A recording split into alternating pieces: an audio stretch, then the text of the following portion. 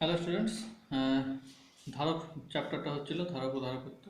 তার মধ্যে শক্তির ক্ষয়, ধারকের আধান বন্টনের জন্য শক্তির ক্ষয় পোর্শনটুকু হয়ে গেছিল। এবার আমরা বলবো ধারক ও তার মূলনীতি। আচ্ছা, ধারক কাকে বলবো? ধারক বলবো অন্তরিত এবং তড়িৎগ্রস্ত পরিবাহীর কাছে যদি আরেকটি অন্তরিত এবং তড়িৎগ্রস্ত পরিবাহী থাকে, এবং দ্বিতীয়টা যদি ভূসংলগ্ন থাকে, তাহলে তাহলে কি হয়, দুটোর মধ্যে পার্থক্যটা বেড়ে যায়। এই যে পদ্ধতি, আহ, এই পদ্ধতিটাকে বলবো ধারকত্ব। ধারক, এবার ধারকের গঠন, ধারকের কার্যনীতি, এগুলো একটু পড়বো। কি কি বিষয়ের উপর নির্ভর করে আমরা জানি। ধারকের ক্ষেত্রফল, তারপর মাধ্যম দুটির পাত দুটির মধ্যেকার মাধ্যমের প্রকৃতি। আর এবার এবার ধারকের কার্যনীতিটা একটু বোঝার চেষ্টা করব। এখানে আবেশ আবেশ আহ, যে ঘটনাটা, সেই আবেশের ঘটনাটা এখানে প্রয়োজন বোঝার জন্য। তাহলে এখানে এটা একটা পাথ, দুটো পাথ, একটার মধ্যে সাপোজ পজিটিভ আধান আছে, আর তাহলে এই পাশেও পজিটিভ আধান থাকে, যেহেতু এটা পরিবাহী পাথ, দুপাশে পজিটিভ আধান। এবার এই পজিটিভ আধানের জন্য এখানে এই পাথের উপর আবেশ হবে, দুটোর মধ্যে কিন্তু কোনো সংযোগ নেই, আবেশ হবে। তাহলে আবেশের জন্য কি হয়, নিকটবর্তী প্রান্তে বিপরীত মেরু আর দূরবর্তী প্রান্তে সমমেরু। তাহলে নিকটবর্তী প্রান্তে মাইনাস এবং দূরবর্তী প্রান্তে প্লাস হবে। ঠিক আছে। এইবার এখানে সাপ্লাইটা দেওয়া হচ্ছে। এবার যদি আমরা দ্বিতীয় পাতটাকে গ্রাউন্ডেড করে দিই, আর্থিং করে দিই, তাহলে কি হবে? তাহলে এই দুটো আধানের মধ্যে দূর প্রান্তে একটা মুক্ত আধান, সামনের প্রান্তে একটা বদ্ধ আধান। তাহলে এই যে পুরোটা আধান, এই যে পজিটিভ আধান, এটা চলে যাবে মাটিতে। তাহলে এখানে কোনো আধান থাকবে না। এখানে তার ফলে কি হবে? তার ফলে এই যে পাত দুটোর মধ্যে বিভব পার্থক্য, এটা বেড়ে যাবে। মানে এখানে যদি +2 ভোল্ট আর এখানে -2 ভোল্ট, তাহলে এখানে -2 ভোল্ট হবে। তাহলে পার্থক্য হয়ে গেল কত? 4 ভোল্ট। তাহলে শুধুমাত্র এই একটা পাত দেওয়ার ফলে এই দুটো পাতের মধ্যে, এবং পাতটা গ্রাউন্ডেড থাকার ফলে দুটো পাতের মধ্যে বিভব প্রভেদ বেড়ে গেল, ভি বেড়ে গেল। তাহলে চার্জ কিন্তু চেঞ্জ করা হয়নি, ঠিক আছে। তাহলে কিউ ইকুয়াল টু সিভি। তাহলে তাহলে ভি ভি বেড়ে গেলে সেই হিসেবে তাহলে আমার চার ক্যাপাসিটারটা অ্যাডজাস্ট হবে। তাহলে এইভাবে এই যে পদ্ধতি, এই যে বিভব একটা ভূসংলগ্ন পরিবাহী সামনে রেখে এই বিভব বৃদ্ধির পদ্ধতি, এটাকে বলবো ধারকের কার্যনীতি। এবার ধারকের ব্যবহার, যে কোনো ইলেকট্রনিক্স জিনিসে জিনিসে ধারক বা ক্যাপাসিটার দরকার। আচ্ছা, ক্যাপাসিটার একটু দেখার ব্যবস্থা করি আমরা। যে কোনো জিনিস আমরা যদি পড়ি, তার যদি ব্যবহারিক প্রয়োগ থাকে এবং তাকে যদি সামনাসামনি দেখতে পাই, অনেক বেশি এটা পড়ার আনন্দটা হয়। এখানে আমার হাতে একটা ইলেকট্রনিক সার্কিট আছে। এই সার্কিটের মধ্যে অনেক কিছু কম্পোনেন্ট আছে। প্রত্যেকটা কম্পোনেন্ট আমাদের সিলেবাসে আছে 12 এর সার্কিটে, ঠিক আছে। এটা একটা বেসিক্যালি ইমার্জেন্সি লাইটের সার্কিট। এইখানে এই যে এইটা হলো ধারক, ঠিক আছে। এইটা হলো এই সিলিন্ডারের মতো দেখা যাচ্ছে। এটা হলো ধারক। এটা আমি আলাদা করে একটা ছবি দেবো না। ধারক এর এখানে এর গায়ে লেখা আছে, যদিও ভিডিওতে বোঝা যাচ্ছে না। এর গায়ে সিলিন্ডারটা বোঝা যাচ্ছে তো, এখান থেকে একটা যে এখানে যে সিলিন্ডারটা দেখা যাচ্ছে সিলিন্ডার শেপের, এটা হচ্ছে সিলিন্ডার ধারক, ঠিক আছে। এর গায়ে লেখা আছে 100 μF 16 ভোল্ট, তার মানে 16 ভোল্টে এটা কাজ করবে। এবং এর ক্যাপাসিটেন্স হচ্ছে 16 মাইক্রোফ্যারাড, ঠিক আছে। 16 মাইক্রোফ্যারাড, 100 মাইক্রোফ্যারাড, এবং 16 ভোল্টে কাজ করবে। এছাড়াও এখানে আরো ছোট ছোট ধারক আছে। এইটাও একটা ধারক, এই যে এটাও একটা ধারক, ঠিক আছে। এগুলো আমি ছবি দেবো না পরে। এখানে আরো জিনিস আছে কম্পাউন্ড। এখানে এটা এটা ট্রান্সফরমার, এটা ক্যাপাসিটি, এটাও এক ধরনের হাই ফ্রিকোয়েন্সি ক্যাপাসিটার। এগুলো ডায়োড, ছোট ছোট জিনিসগুলো ডায়োড। এগুলো সব আমরা পড়বো। এই বোর্ডটাকে বলবো সার্কিট বোর্ড বা ভেরা বোর্ড, ঠিক আছে। এগুলো আমরা ছোট ছোট জিনিসগুলো পড়বো পরে। তাহলে ক্যাপাসিটার অনেক রকমের হয়। সমান্তরাল প্লেট ক্যাপাসিটার, তারপর এছাড়া আছে স্পেরিক্যাল ক্যাপাসিটার বা গোলাকার ক্যাপাসিটার, সিলিন্ড্রিক্যাল ক্যাপাসিটার। এখন যেটা দেখলাম আমরা সিলিন্ডার শেপে বলে সিলিন্ড্রিক্যাল ক্যাপাসিটার। এবার ধারকের চার্জিং ডিসচার্জিং এগুলো পড়বো। পরাবৈদ্যুতিক ধ্রুবক জিনিসটা আবার এখানে আরেকভাবে সংজ্ঞা দেওয়া আছে। যে দুটোই যে কোনো একটা করতে পারবো, লিখতে পারবো। যদি বলা থাকে তাহলে এভাবে বলতে হবে। এটা কি, যদি দুটো পাতের মধ্যে বা একটা ধারকের মধ্যে বায়ু মাধ্যম থাকে তার ধারকত্ব, এবং অন্য যে কোনো মাধ্যম থাকে তার ধারকত্ব চেঞ্জ হয়ে যাবে। এই যে দুটো অনুপাত, এই অনুপাতকে বলবো আহ মাধ্যমের পরাবৈদ্যুতিক ধ্রুবক। এটা একবার পুরো রিডিং করে নেব। তারপর চলে আসি সমান্তরাল পাত ধারকের ধারকত্ব। এটা আমরা প্রমাণ করার চেষ্টা করব।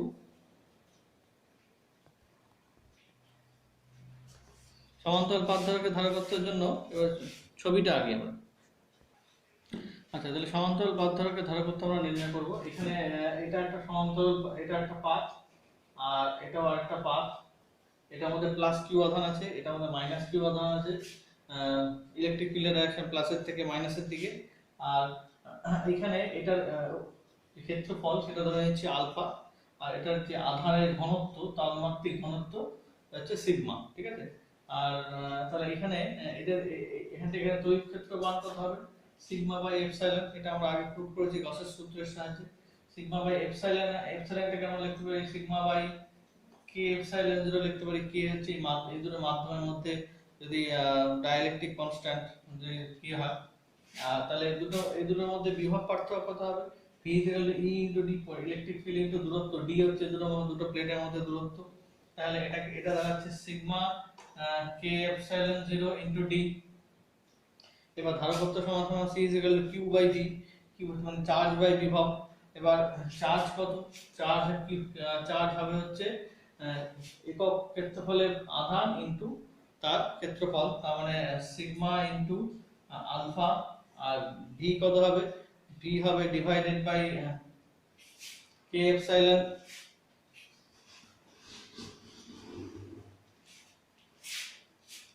Sigma alpha. ভির ভ্যালু হবে এটা sigma D by K epsilon 0। এখানে সিগমা সিগমা ক্যান্সেল হবে, তাহলে এটা উপরে চলে যাবে K epsilon 0 alpha by D.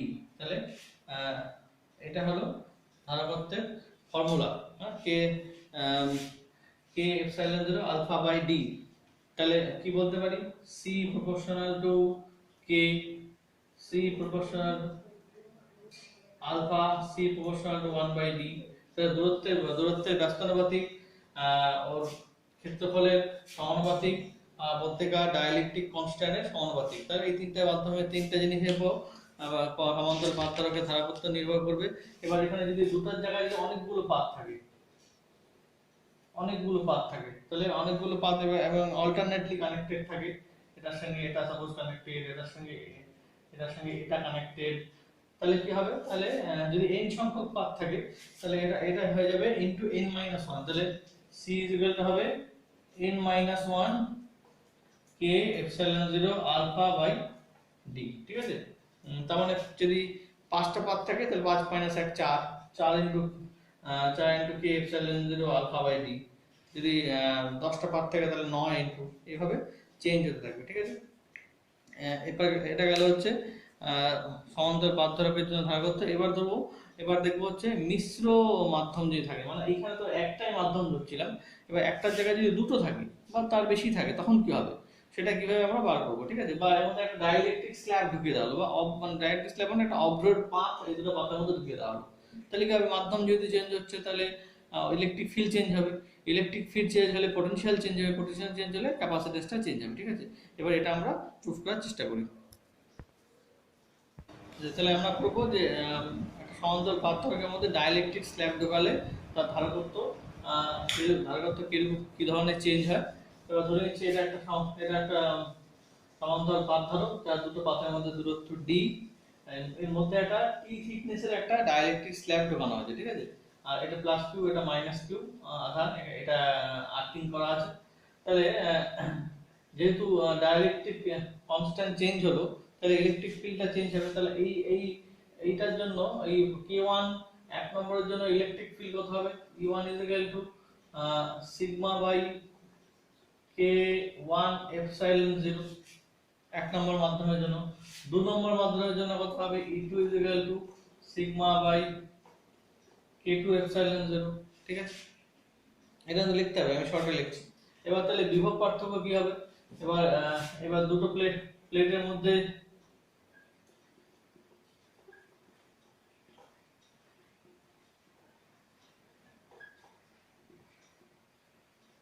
বিভব প্রভেদ কত হবে?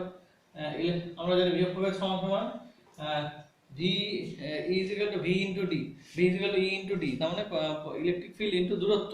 এবার এখানে দুটোর জন্য, এটার জন্য একটা বিভব প্রভেদ, এটার জন্য একটা বিভব প্রভেদ, দুটো যোগ হয়ে যাবে।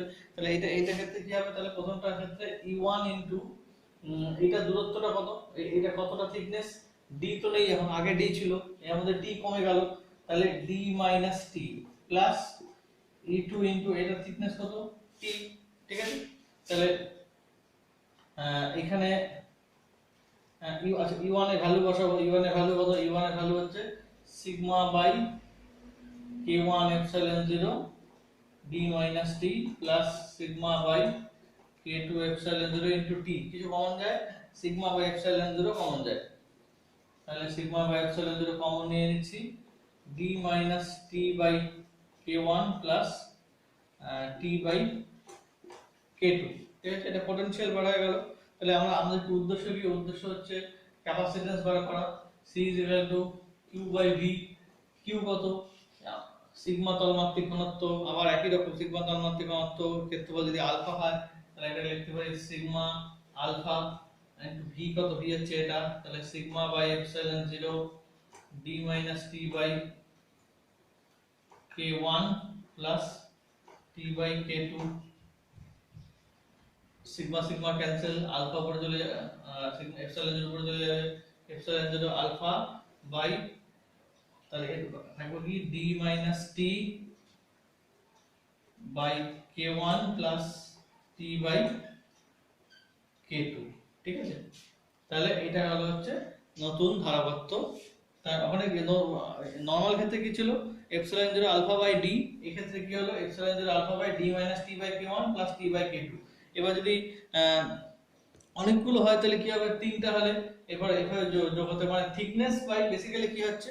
বেসিক্যালি স্ল্যাবের থিকনেস ডিভাইড বাই তাদের ডাইইলেকট্রিক কনস্ট্যান্ট, এই যে রেশিওটা যদি তিনটা হয়, এরকম তিনটা হয় K1 K2 K3, তাহলে কি হবে?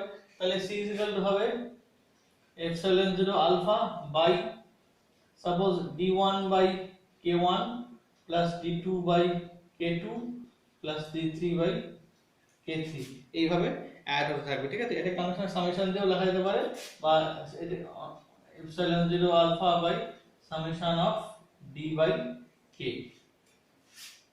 এভাবে আমরা লিখতে পারি। ঠিক আছে, এখানে হচ্ছে D by D minus T টাকেই আমরা থিকনেস, নতুন থিকনেস ধরে হচ্ছে D1 D2 D3। তাহলে এটা গেল হচ্ছে স্ল্যাবের জন্য তার নতুন ক্যাপাসিট্যান্স বা নতুন ধারকত্ব কত হচ্ছে সেটা। ঠিক আছে, এরপরে আছে গোলীয় ধারকের জন্য ধারকত্ব, কয়েকটা দেখি। আচ্ছা, গোলীয় ধারক মানে এর আগে আমরা গোলাকার ধারক করেছি, মানে একটাই, সেখানে একটাই গোলক ছিল, তার জন্য ধারকত্ব করছি, এটা 4 পাই এপসাইলন। আর গোলীয় ধারক মানে দুটো গোলক থাকবে, একটা বাইরে একটা ভিতরে, ছোট গোলক, বড় গোলক আর ছোট গোলক। এটা প্রমাণটা খুব সম্ভবত সিলেবাসে নেই, তাই আমি এখন দেখাচ্ছি না। এটা দুটো কেস হতে পারে, একটা যদি বাইরের একটা আমাদের Q1 আধান থাকবে, একটা Q2 আধান থাকবে। যদি বাইরেরটা এসে হয় আর্থিং হয় তাহলে একরকম রেজাল্ট আসবে, যদি ভিতরেরটা আর্থিং হয় একরকম রেজাল্ট আসবে। একটা ব্যাসার্ধ R1, একটা ব্যাসার্ধ R2। আচ্ছা, বইয়ের ছবি অনুসারে এটার মধ্যে মাইনাস কিউ আছে, এটার মধ্যে প্লাস কিউ আছে। ঠিক আছে, তাহলে এই ক্ষেত্রে ধারকত্ব কত হবে? এই ক্ষেত্রে ধারকত্ব হবে 4 পাই এপসাইলন 0, একটা কে থাকতে পারে যদি মাধ্যমটার উপর নির্ভর করে, 4 pi K epsilon 0 R1 R2 by R2 minus R1। R2 বড়টা, মনে রাখতে হবে, বড়টা মাইনাস ছোটটা। এটা হচ্ছে তাহলে যদি বাইরের পৃষ্ঠটা, বাইরের যে গোলকটা আর্থিং থাকে তাহলে, আর যদি ভিতরে, যদি এরকম থাকে ভিতরের গোলকটা আর্থের একই রকম ব্যাসার্ধ R1, এটার ব্যাসার্ধ R2, তাহলে কিন্তু ভ্যালুটা চেঞ্জ হয়ে যাবে। ঠিক আছে, এটা প্রমাণটা আমি এখনই দেখাচ্ছি না, খুব সম্ভবত সিলেবাসে নেই, এটা আমি একবার দেখতে হবে সিলেবাসটা, আগে পড়িয়েছি বলে মনে পড়ছে না আমার। আচ্ছা, তাহলে এটা কত হবে? এটা হয়ে যাবে, এটা C1 নাম দিচ্ছি, এটা C2 হয়ে নাম দিচ্ছি 4 পাই এপসাইলন 0 k। এখানে R1 R2 এর জায়গাটা শুধু চেঞ্জ হয়ে যাবে, এই R1 R2 এর জায়গাটা হয়ে যাবে R2 স্কয়ার, বড়টার square by R2 minus R1, ঠিক আছে, এতটুকুই পার্থক্য, এই এতটুকু পার্থক্য, এটা R1 R2, এটা R2 স্কয়ার, ঠিক আছে। এটা গেল হচ্ছে গোলাকার ধারকের জন্য। এবার সিলিন্ড্রিক্যাল ধারকও একটা আছে। সিলিন্ড্রিক্যাল ধারক এখানে বোধহয় নেই, খুব সম্ভবত লন বি বাই এ কিছু একটা হয়, আমি ওটা পরে পরে ওটা ভ্যালুটা আমি দিয়ে দিব, এই বইয়ে দেখছি না আমি। সিলিন্ড্রিক্যাল ধারকত্বের জন্য, সিলিন্ড্রিক্যাল ধারকের জন্য ধারকত্ব অনেক সময় অঙ্কের জন্য আসে। এরপর হচ্ছে শক্তি ঘনত্ব, তড়িৎ ক্ষেত্রে শক্তি ঘনত্ব। শক্তি ঘনত্ব মানে শক্তি ঘনত্ব একটা নতুন টার্ম, এনার্জি ডেনসিটি। ডেনসিটি মানে কি, আমরা ঘনত্ব মানে কি, ভর বাই আয়তন। তাহলে শক্তি ঘনত্ব মানে কি, শক্তি বাই আয়তন। তাহলে একটা একটা ইসের সমান্তরাল বাদ ধারকের শক্তি বার করব, শক্তি কত হবে, শক্তি হবে হাফ সিভি স্কয়ার। এবার সি কত, সি হচ্ছে তাহলে এপসাইলন 0 আলফা বাই ডি আমরা জানি। আর ভি কত, V is equal to E into D তার হোল স্কয়ার। তাহলে এখানে একটা ডি ক্যান্সেল হবে, তাহলে half epsilon 0 alpha D square D E by, আচ্ছা বাই, আর বাই একটা ডি তো কেটেই যাবে, তাহলে এটা এটা হলো তাহলে টোটাল শক্তি।